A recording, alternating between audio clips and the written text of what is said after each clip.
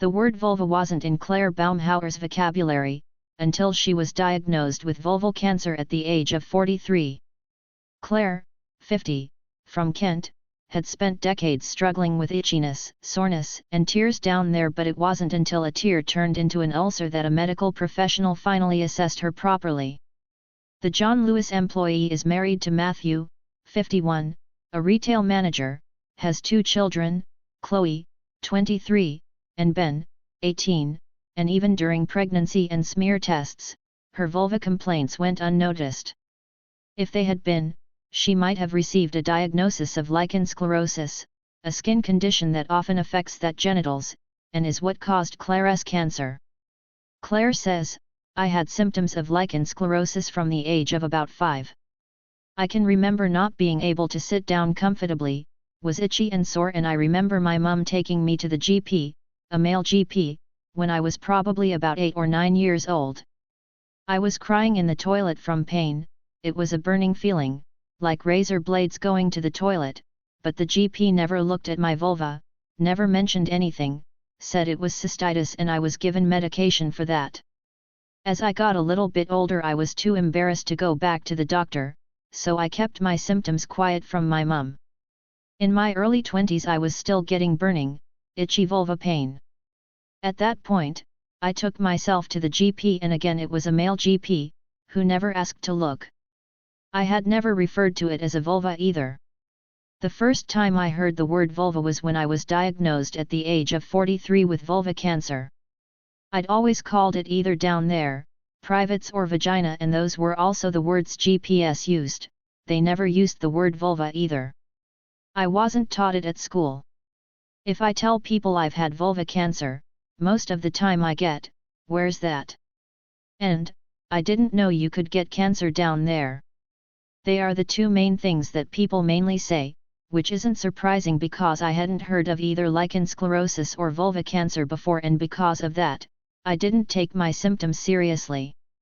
I went back to male GPS in my 20s and early 30s and just got told I had thrush symptoms. I also treated myself as well using different creams, but nothing really helped much.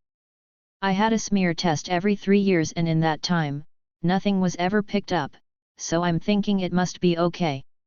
Nothing serious. I eventually saw a female GP and she was the first one that looked and did a swab and a blood test. The swab came back negative to having a yeast infection and the blood test was all fine, so she just put my symptoms down to early menopause and I was sent away. Then I noticed a tear I'd had for about a year, started to get worse. In January 2016 the tear turned into an ulcer, and within a short space of about 3 months, the ulcer got quite big. I wasn't going to go back to the doctors because I've been so many times, but I went to another female GP who looked and at first said she thought it was herpes. Obviously, I looked quite shocked. I'd been married to my partner for 25 years at that point. So she looked again and said actually, it could be something called vulva cancer. I was referred for tests and they took 3 biopsies. In April 2016 I was told I had vulva cancer and lichen sclerosis, which my oncologist said had caused the cancer, and I'd obviously had it since childhood. I had all the classic symptoms: white shiny patches on the skin, itching, labia overshrunk, tears. I hadn't heard of either conditions, and obviously I'm thinking that I haven't got long to live because I've had the symptoms and the tear and the ulcer for about a year. Because it wasn't picked up earlier, by the time I had my first surgery in May 2016, I had lymph nodes removed to test. Unfortunately, the tumor grew quite aggressively between my scan and surgery and they couldn't get clear margins. I underwent 25 sessions of radiotherapy, and during one of the scans they noticed my left side lymph nodes still looked swollen, so my oncologist decided in December 2016 that he would go in and remove any lymph nodes that looked a bit dodgy, which he did, and turns out the cancer had spread. It was then stage 3 cancer and I needed more radiotherapy. I was left with quite a lot of side effects. The radiotherapy has caused lymphedema, swelling, in my left leg, abdomen, and pelvis and vulva area. It's also put me into instant menopause at 43, and I've also had some bowel issues because of the radiotherapy, and fatigue.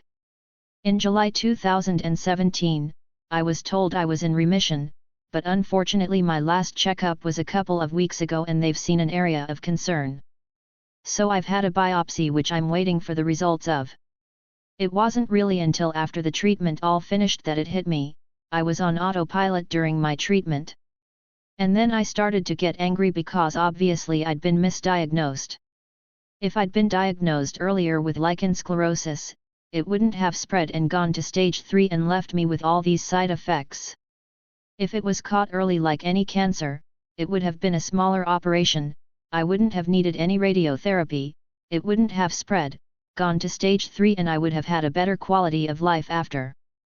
Now I feel like a ticking time bomb. Stage 3 means it's a 40% chance of surviving 5 years or more. I've still got lichen sclerosis because there is no cure for that. Having radiotherapy as well is a chance of causing another cancer, so you've got that worry. So it's quite hard, really. You're not the same when you're diagnosed with cancer. I want women to check their vulva regularly so they get to know what their normal is, so they know that if anything changes or happens, it's not normal for them, to speak to their GP. And I want everyone just to try and use the word vulva, and know the difference between the vulva and the vagina because it's very important. If I'd gone to my GP and said that my vulva area was itchy and sore, rather than saying down there or vagina, then maybe they might have asked to look and not just assumed it was internal. They are not dirty words, they're just like head and shoulders, it should be exactly the same, and then hopefully in years to come, this taboo will be different and we will be able to talk about anatomy a lot easier than we can today. Claire is sharing her story as part of Gynae Cancer Charity the Eve Appeals annual Get Lippy campaign, which is asking everyone to share their younger selfie what they wish they had known about gynae health.